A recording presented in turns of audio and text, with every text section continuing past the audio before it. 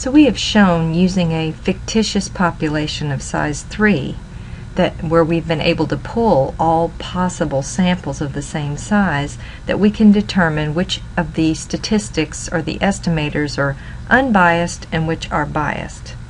And of the 6 we talked about at the beginning, we said we looked at 3, and we found an unbiased estimator in the mean. We found that the variance was unbiased.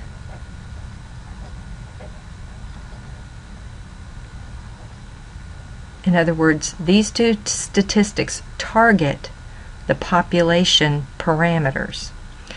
We also found that the standard deviation was biased.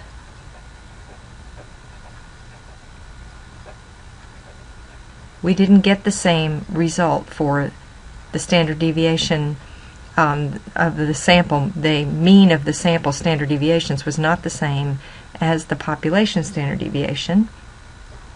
So we say it's a biased estimator.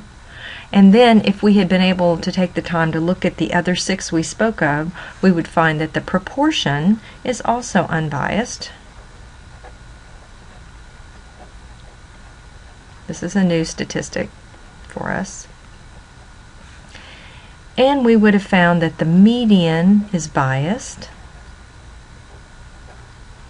and the range is biased.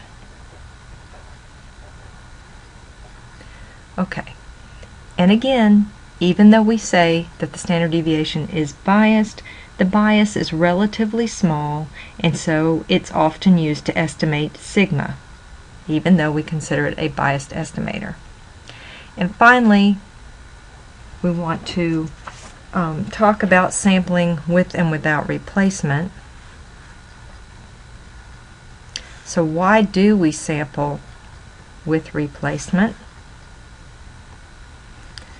Well, because when we are selecting a relatively small sample from a large population, it makes no significant difference whether we sample with or without replacement. We've seen that as long as our sample size is less than or equal to 0.05 times our population size, we can just assume that our events are independent. We can just use those independent calculations.